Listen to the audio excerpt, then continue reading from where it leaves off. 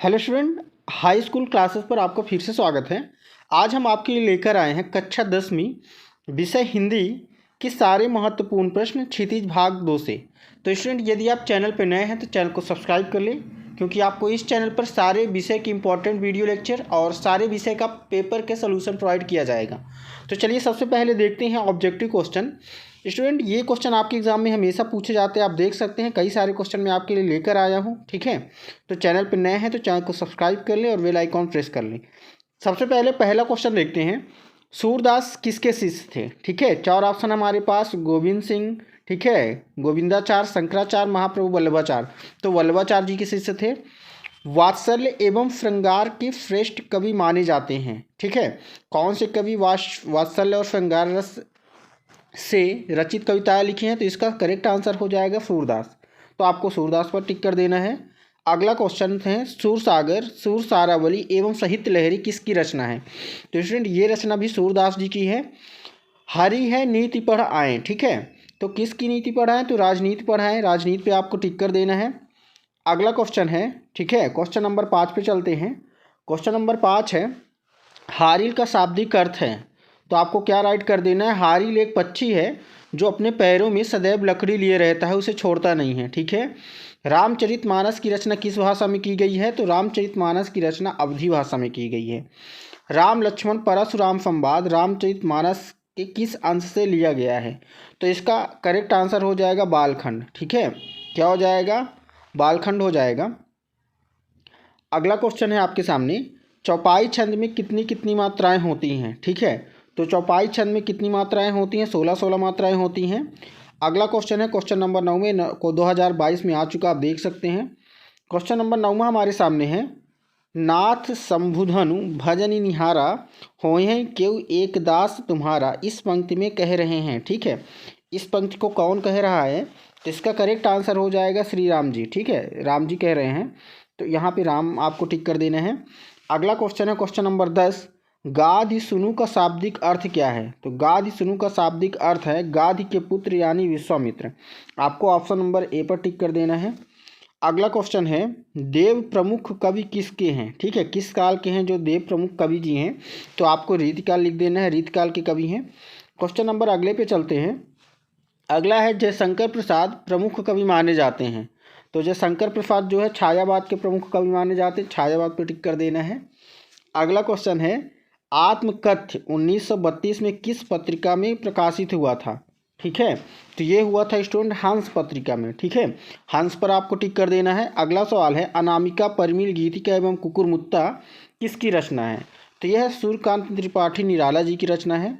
अगला है, यह दंतुरित मुस्कान के लेखक हैं। ठीक है, तो इसका करेक्ट आंसर हो जाएगा डी नंबर, नागार्जुन जी।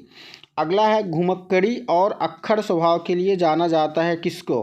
तो इसका करेक्ट आंसर हो जाएगा नागार्जुन। ठीक है, अगला क्वेश्चन है, यामिनी, यामिनी का शाब्दिक अर्थ है। ठीक है, तो यामिनी का शाब्दिक अर्थ है तारों भरी चांदनी रात। ठीक है, आपको ऑप्शन नंबर किस पर टिक कर देना है? बी पर। अगला है, कितना प्रामाणिक था उसका? ठीक है, क्या हो जाएगा? तो दुख हो जाएगा।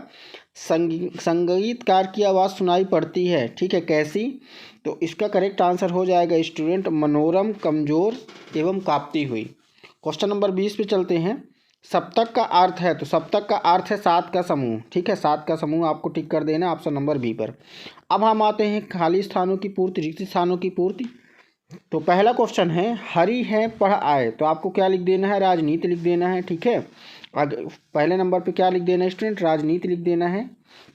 अगला है, रामचरितमानस एक क्या है? तो रामचरितमानस एक महाकाव्य, आपको महाकाव्य राइट कर देना है। ढांढस बधाना का शाब्दिक अर्थ क्या हो जाएगा? तसल्ली देना। क्या लिख देना है? तसल्ली देना। चौथा नंबर है, कन्यादान कविता में माँ बेटी की स्त्री के परंपरागत। ठीक है, तो आपको क्या लिख देना है? आदर्श रूप से हटकर सीख देना। ये चौथा नंबर में आंसर लिख देना है। पांचवा नंबर है, दुख है ना चांद खिला। ठीक है, जो इसकी अगली लाइन है तो क्या हो जाएगी?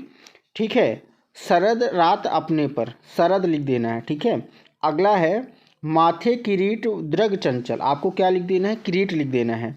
मकरंद शब्द का शाब्दिक अर्थ क्या है? ठीक है, तो मकरंद का शाब्दिक अर्थ है फूलों का रस। अगला है अजात शत्रु चंद्रगुप्त स्कंदगुप्त के नाटककार कौन है? तो इसके नाटककार हैं जयशंकर प्रसाद। फिर अगला क्वेश्चन है जयशंकर प्रसाद के साहित्य जीवन को, ठीक है, तो आपको क्या लिख देना है? इसमें लिख देना है कोमलता, माधुर्य शक्ति और ओज का साहित्य माना जाता है, ठीक है। अगला सवाल है आधुनिक हिंदी का श्रेष्ठतम काव्यकृति माने जाने वाले, यहाँ पे कामायनी लिख देना है, ठीक है। निराला का पारिवारिक जीवन किससे भरा था? दुखों एवं संघर्षों से भरा था। अट नहीं रही है कविता की, यहाँ पे फागुन की मादकता, ठीक है। अगला क्वेश्चन है नागार्जुन की प्रमुख कृतियाँ, ठीक है, 13 नंबर पे, तो आपको क्या लिख देना है? युगधारा, सतरंगे, पंखों वाली, ये राइट कर देना है। क्वेश्चन नंबर 14 है एक के नहीं दो के नहीं ढेर सारी नदियों के, तो आपको क्या लिख देना है? पानी का जादू, ठीक है।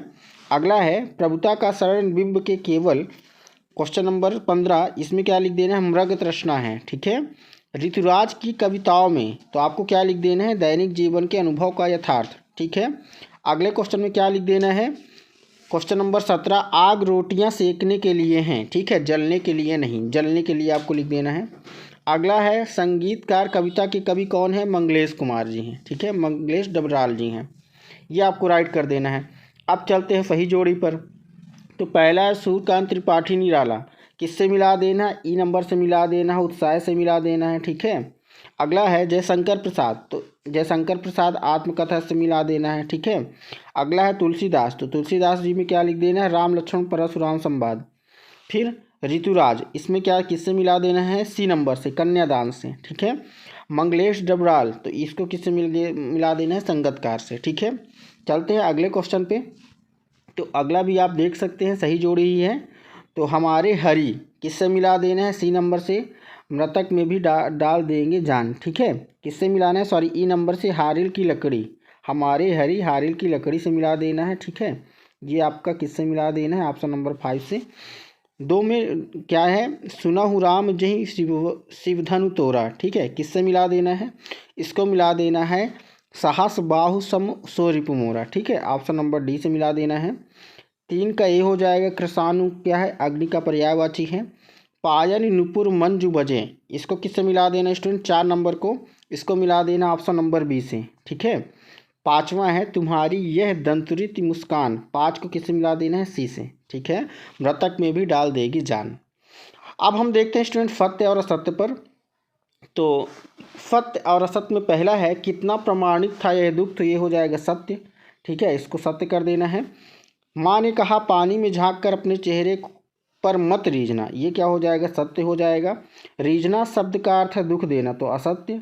छाया मत छूना की कवित्री सुभद्रा कुमारी चौहान जी हैं, तो ये भी असत्य हो जाएगा। हर चंद्रिका में छिपा एक रात कृष्णा, ये क्या हो जाएगा? ये भी सत्य हो जाएगा। छाया मत छूना कवि जीवन में सुख दुख दोनों की उपस्थित मानता है, बिल्कुल सही बात है। अगला नंबर है ठीक है, छाया मत छूना का शाब्दिक अर्थ है कल्पना या अवास्तविकता की दुनिया से बचना, ये भी सही है। अगला क्वेश्चन हमारे सामने रूपांतरण है सूरज की किरणों का, ठीक है, तो कौन सा नंबर था? ये रूपांतरण है 8वां नंबर, तो इसमें भी सत्य लिख देना है। 9वां नंबर है फसल उपजाने के लिए निम्नलिखित तत्व होना जरूरी है, ये भी सही है। 10वां है अनुप्रास अलंकार शब्दों का बार बार प्रयोग होता है, तो बिल्कुल गलत बात है, ठीक है। अगला है सूरदास वल्लभाचार्य जी के शिक्षक थे, तो वल्लभाचार्य जी के शिक्षक नहीं थे, शिष्य थे, ठीक है, ये भी आपका क्या हो जाएगा? सत्य हो जाएगा। अब चलते हैं अगले क्वेश्चन पे। अगला क्वेश्चन है हमारे पास एक शब्द या एक वाक्य में उत्तर लिखिए। विनय पत्रिका तथा कवितावली की रचना किस भाषा में? तो ब्रज भाषा में। तुलसीदास की रचनाओं में किन 2 उत्कृष्ट काव्यों को रूप मिलता है? तो प्रबंध और मुक्तक काव्य लिख देना है। सूरदास के तीसरे पद पंक्तियों में किस भाव को प्रकट करती है? तो इसमें आपको लिख देना योग साधना की कड़वी ककड़ी जैसे बताकर, ठीक है। तो स्टूडेंट ये आपको सारे क्वेश्चन ये आप दिख रहे हैं, ठीक है, ये राइट कर देना है और यही क्वेश्चन आपके इम्पोर्टेंट हैं और मेन एग्जाम में इनमें से 10 क्वेश्चन पक्का आपके एग्जाम में आएंगे। तो सारे क्वेश्चन को आप अच्छे से प्रिपेयर कर लीजिए और अच्छे से तैयार कर लीजिए। चैनल पर नए हैं, चैनल को सब्सक्राइब कर लीजिए और बेल आइकॉन प्रेस कर लीजिए।